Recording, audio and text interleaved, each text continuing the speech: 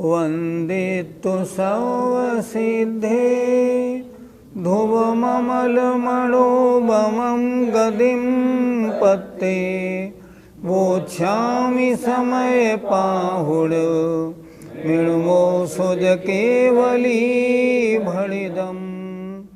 पंच परमेष्टि भगवान की जय हो। ज्ञान भाव अज्ञान भाव की चर्चा अच्छी तरह चल रही है। अज्ञान भाव मिथ्यात्व, अविरति, कषाय और योग रूप है।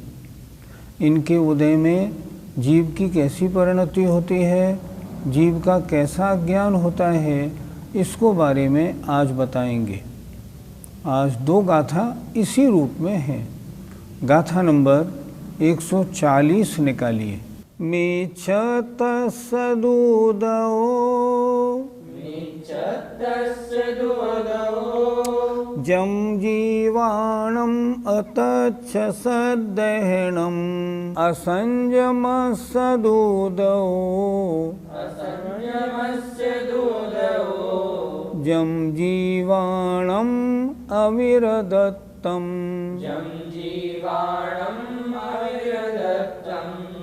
मीच्छतस्य दूदो यं जीवाणम् अतच्छसद्दहनम् असंयमस्य दूदो यं जीवाणम् अविरदत्तम् मीच्छतस्य दूदो यं जीवाणम् अतच्छसद्दहनम् असंयमस्य दूदो जम जीवाणम् अविरदत्तम्।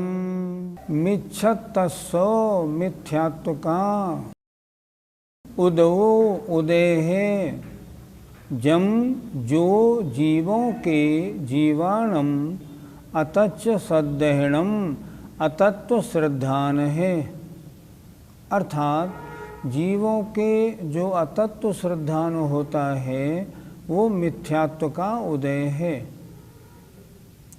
असंयमस्सदूदो असंयम का उदय है।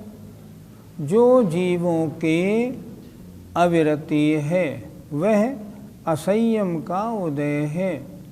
अर्थात जो अविरति रूप परिणाम होते हैं, व्रत ग्रहण न करने रूप परिणाम होते हैं, वो असंयम का उदय है। फिर एक बार देखें, यहाँ ये बता रहे हैं किसके उदय से क्या कार्य होता है। मिथ्यात्व का मिच्छतस्स मिथ्यात्व का उदो उदय है। जम मन जो जीवाणम जीवों के अतच्च माने अतत्व का श्रद्धान है।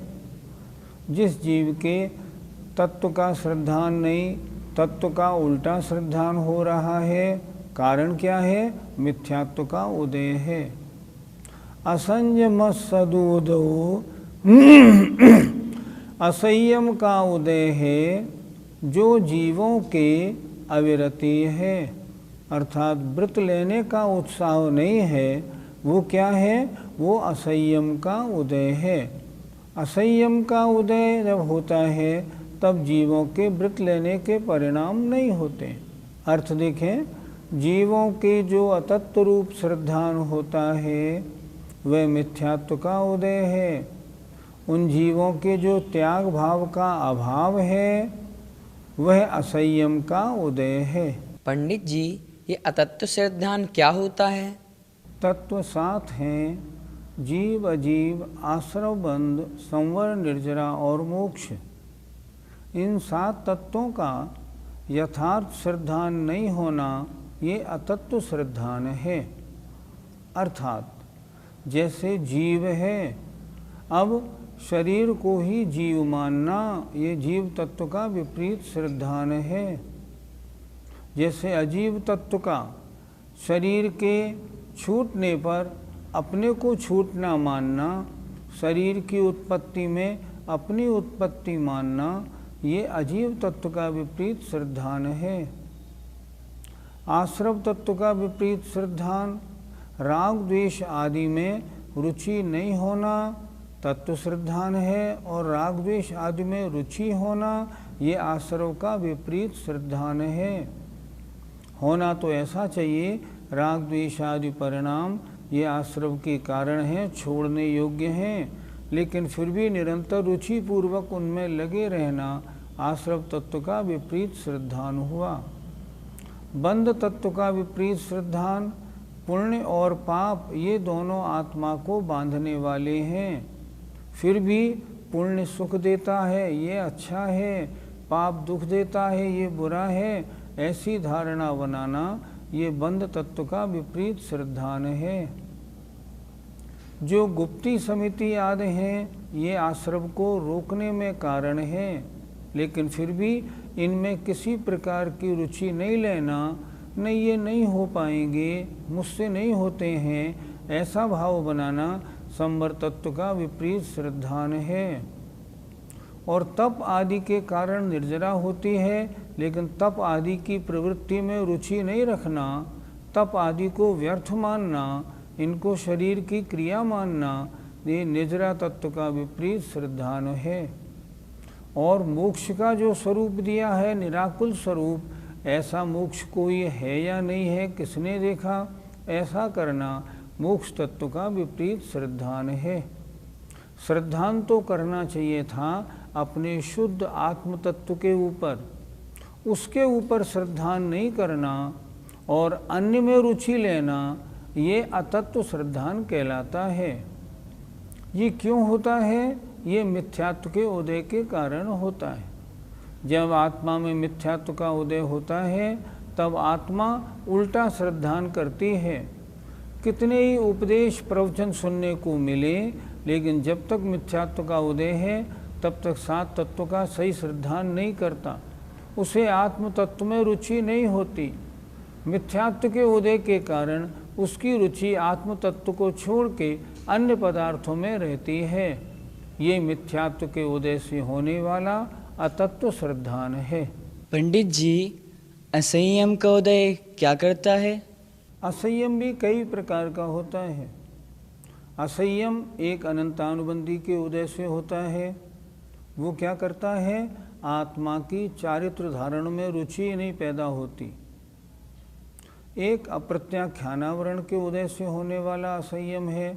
सम्यक दर्शन तो हो गया है, लेकिन उसके होने के बाद भी व्रत लेने की अभी इच्छा नहीं हो रही है। क्यों नहीं हो रही है? अणुव्रतों को धारण कर लो, प्रतिमाओं को धारण कर लो, नहीं। क्यों नहीं? ये अप्रत्याख्यानावरण का उदय है। महाव्रतों को धारण करने की रुचि नहीं होना, क्षुल्लक बन गए, एलक भी बन गए, प्रतिमा धारण भी कर ली, लेकिन महाव्रतों में अभी रुचि नहीं आ रही है। ये किसका उदय है? ये प्रत्याख्यानावरण का उदय है। और चारित्र की पूर्णता नहीं होना, ये संजुलन कषाय का उदय है। तो ये असंयम जो होता है ना, ये कैसे होता है? ये कैसे होता है? ये इन कषायों के कारण होता है। और असंयम के उदय में आत्मा की रुचि होना, अर्थात आत्मा का विषय कषायों से दूर नहीं होना, व्रतों को धारण नहीं करना, ये असंयम है। ये असंयम के उदय से होता है।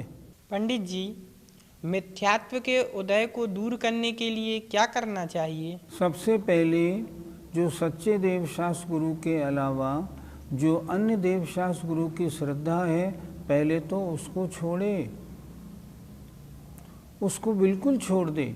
उनके मानने वाले हैं उनकी भी संगति छोड़ दे, मन वचन काय से प्रशंसा भी नहीं करे, उनकी संगति भी नहीं करे। सबसे पहले तो इसको ठीक करे। मिथ्यात्व को दूर करना है तो ऐसे दूर होगी। उसके बाद मिथ्यात्व दूर करने के लिए शास्त्रों का विधिवत क्रम पूर्वक स्वाध्याय करे। किसी ज्ञानी की संगति करके विधिवत शास्त्रों का स्वाध्याय करके उन्हें पढ़े। आज अपनी जैन समाज में कितने लोग जैन धर्म के बारे में जानते हैं? नहीं जानते। वो लोग व्यापार करने में बहुत तेज हैं, पढ़ाई में भी बहुत तेज हैं, सब कुछ है, लेकिन धर्म में उनकी रुचि नहीं। धर्म में रुचि नहीं होना, आत्म कल्याण में रुचि नहीं होना, ये भी मिथ्यात्व का उदय है।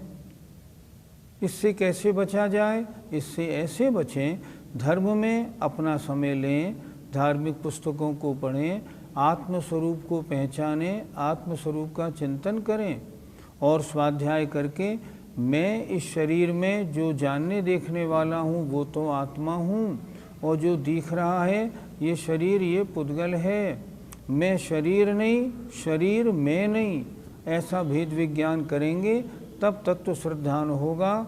और वो कब होगा? जब मिथ्यात्व का उदय पीछे हटेगा। आत्मा में तत्व श्रद्धान रूप पुरुषार्थ करने का जब हम करेंगे तब मिथ्यात्व हटेगा और अपने निज स्वरूप का भान होगा, निज पर का श्रद्धान होगा और मैं तो आत्मा ही हूँ, ऐसी सच्ची प्रतीति होगी। इसके लिए प्रयत्न करना चाहिए। हम लोगों को क्या करना चाहिए?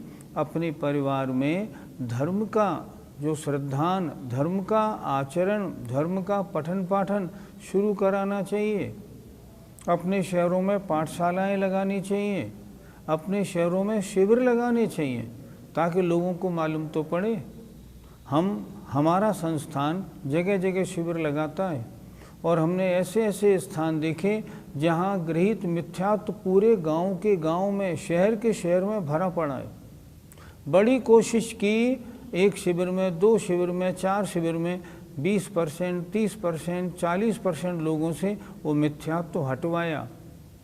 ये काम है करने का। इसलिए अगर अतत्व श्रद्धान हटाना है, मिथ्यात्व के उदय को ढीला करना है तो इन कार्यों में लगना चाहिए।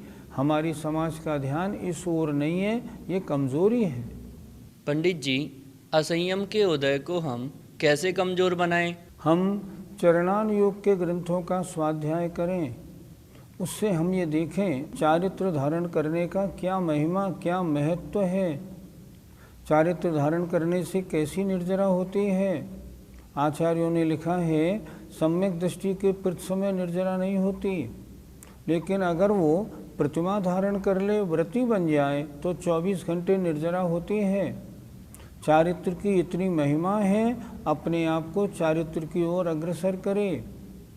जो चारित्र को धारण करने वाले हैं उनकी संगति करे, मुनियों के पास जाए, उनकी चर्या को देखे, चर्या देख के अपना भाव बनाए, हे भगवान मैं ऐसा कब बनूं। और उस तरह निरंतर अगर उनके पास रहेगा, आएगा और जाएगा तो चारित्र की ओर मन लगेगा ही लगेगा। और अगर उनके पास जाएगा ही नहीं तो चारित्र की बात कैसे होगी? नहीं हो पाएगी। इसलिए चारित्रवान की संगति करने से असंयम का उदय कमज़ोर होता है, व्रत लेने के भाव बनते हैं। 140 का पद्यानुवाद देखिए। अज्ञान का उदय आत्म में जभी हो, हे आत्मज्ञान मिटता उल्टा सभी हो। मिथ्यात्व के उदय में पर को निजात्मा, हे मान भूल करता बनता दुरात्मा। गाथा नंबर 141 देखें अब।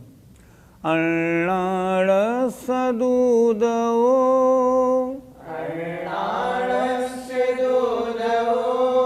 जम जीवाणम अतच्च उवलद्धि,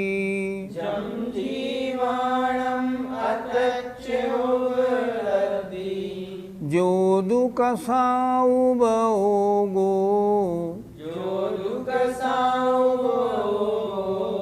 सो जीवाणम कसाउदो।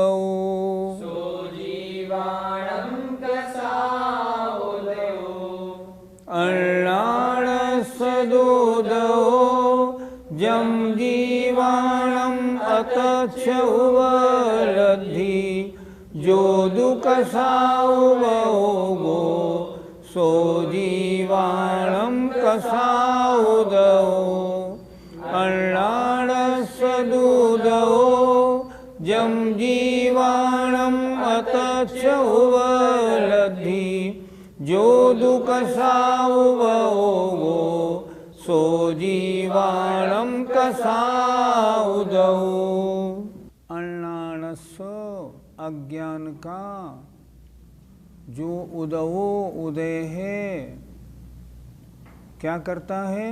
जो जीवाणम जीवों के अतच उपलब्धि विपरीत ज्ञान है। क्या मतलब? विपरीत ज्ञान अज्ञान के उदय से होता है। आगे देखें, जोदु कसा उब ओगो, और जो उपयोग का मैलापन है, अर्थात आत्मा में कषाय के उदय होने पर जो शुभ अशुभ रूप परिणाम होते हैं, सो जीवाणम कसाउदो, वह जीवों के कषाय का उदय है। कषाय के उदय से जीवों के उपयोग में शुभ अशुभ रूप मैलापन होता है। फिर एक बार देखें, अण्णाण सदुदो, जो अज्ञान का उदय है, जम क्या करता है? जो जीवों के विपरीत ज्ञान है, अर्थात विपरीत ज्ञान का होना अज्ञान के उदय से है। और जोदु कसाउबोगो, अर्थात जो उपयोग में मैलापन है, सो जीवाणम कसाउदो, वह जीवों के कषाय का उदय है। अर्थ, इसी प्रकार उनका जो स्वरूप का अन्यथा जानना है, वह अज्ञान का उदय है, तथा जो जीवों के उपयोग का मैलापन है, वह कषाय का उदय है। पंडित जी, अज्ञान के उदय से क्या होता है? अन्य पदार्थों के साथ जो अपनत्व की बुद्धि है, ये अज्ञान है। मैं इन सब पदार्थों से, स्त्री पुत्र मकान आदि से भिन्न हूँ, इसका नहीं होना और इनके साथ जो एकत्व का अनुभव होता है, वह अज्ञान का उदय है। अज्ञान में जब इन वस्तुओं का वियोग होता है, तो वो अज्ञानी जीव तिलमिला जाता है, सब धर्म को छोड़ देता है और सोचता है ये क्या से क्या हो गया, अब मेरा क्या होगा। ये सब अज्ञान का उदय है, अर्थात अन्य वस्तुओं के साथ भेद ज्ञान का अभाव होना अज्ञान के उदय का कार्य है। पंडित जी, कसाय के उदय में क्या होता है? जब कषाय का मंदोदय होता है तो शुभ कार्यों में प्रवृत्ति होती है, और जब कषाय का तीव्र उदय होता है तो अशुभ कार्यों में प्रवृत्ति होती है। इस कषाय ने क्या किया? हमको शुद्धोपयोग से दूर कर दिया। कषाय का अनुदय हो तब शुद्धोपयोग हो, और कषाय के उदय में आत्मा का उपयोग कभी शुभ रूप होता है, कभी अशुभ रूप होता है, और ये अज्ञान की मूल जड़ है। पंडित जी, अज्ञान के उदय से कैसे बचा जाए? जिन पंडित हुकुमचंद जी बयाना वालों ने हमको अध्ययन कराया था, वो कहते थे कि अगर दान देना है तो सबसे पहले दान देने की बजाय क्या करो? पहले एक विद्वान रखो और उससे अध्ययन करो। अगर अध्ययन नहीं है तो सारे जितने कार्य हैं ना, उन कार्यों का यथार्थ कुछ मतलब नहीं निकलता। अगर आपने शास्त्रों का क्रम से अध्ययन नहीं किया, तो आपको तत्व ज्ञान नहीं है, भेद ज्ञान नहीं है, तो आप उपवास करें या पूजा करें, तीर्थ यात्रा करें या दान दें, उनका वो महत्व नहीं, क्योंकि अभी सम्यक दर्शन नहीं हुआ। सम्यक दर्शन तो कब होगा? जब सम्यक दर्शन के लिए शास्त्रों का अध्ययन, उनका चिंतन, उनका धारण और पक्का निर्णय बनेगा कि शास्त्रों में जो लिखा है ये बिल्कुल सही है, मैं अकेला हूँ, मेरा दूसरा कोई पदार्थ नहीं, जितने ये पदार्थ दिखाई पड़ते हैं ये सारे के सारे मुझसे भिन्न हैं, मैं तो अकेला आया हूँ, अकेला जाऊँगा, अपने किए का फल स्वयं अकेला ही भोगूंगा। जब तक सम्यक्त रूप श्रद्धा नहीं बनता है, तब तक व्रत उपवास आदि करने की ज़्यादा महिमा नहीं बनती, फल ठीक नहीं मिल पाता। तो वो कहते थे पंडित जी, सबसे पहले विद्वान रख के ज्ञान तो प्राप्त करो। तो अज्ञान के उदय से जो भेद ज्ञान का अभाव है, अगर उससे बचना है, शास्त्रों का विधिवत स्वाध्याय किया जाए और क्रम पूर्वक करें। अपने जैन आगम में शास्त्रों में सब कुछ दिया है, और आजकल तो संस्कृत और प्राकृत की हिंदी मौजूद है सब जगह। तो जहाँ हिंदी है, अगर उसका अध्ययन करें अपन, तो अपन बिल्कुल अपने भेद ज्ञान में अच्छी रुचिवान बन सकते हैं। निर्णय बनाएं, स्वाध्याय में हमें अपना मन लगाना है, अपने शहर में एक विद्वान रख के ज्ञानी बनना है, तब अज्ञान का उदय हटेगा। पंडित जी, कसाय के उदय को कैसे कमजोर किया जाए? कषाय के उदय के जो निमित्त हैं उनसे हम दूर रहें। परिणामों में समता लाने वाले जो निमित्त हैं उनके निकट रहें। हम जानें इन कसायों से हमारी आत्मा का कितना नुकसान है और कसायों के हटने से कितना लाभ है। जब तक ये नहीं समझेंगे, तब तक कसायों को हटाने का मन कैसे बनाएंगे। जब तक ये कसाएं नहीं हटेंगी, जब तक इनका उदय अनुदय रूप में नहीं होगा, हम व्रतों में लेने के लिए आगे नहीं बढ़ेंगे। और अगर व्रत लेने के लिए आगे नहीं बढ़े हैं, तब तो हमारा जीवन ही निष्फल हो जाएगा। संवर निर्जरा में क्या होगा? कुछ भी नहीं हो पाएगा। हमारे गुणस्थान आगे कैसे बढ़ेंगे? अभी तो पहले में है, मान लो, सम्यक्त होने पर चौथे में हो गए, अब इससे आगे कैसे बढ़ेंगे? कषाय के उदय को कमज़ोर करने के लिए चारित्र में अपनी प्रवृत्ति बढ़ाएं। हम सोचते हैं नहीं, व्रतों को धारण नहीं कर पाएंगे, लेकिन क्यों नहीं धारण कर पाएंगे?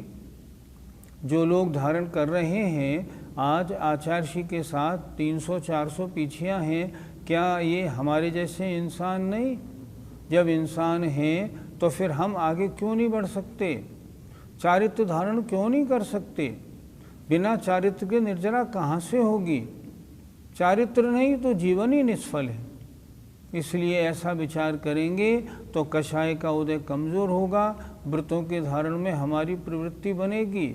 याद रखिए, जीवन की सफलता जब ही है जब व्रतों को धारण करें।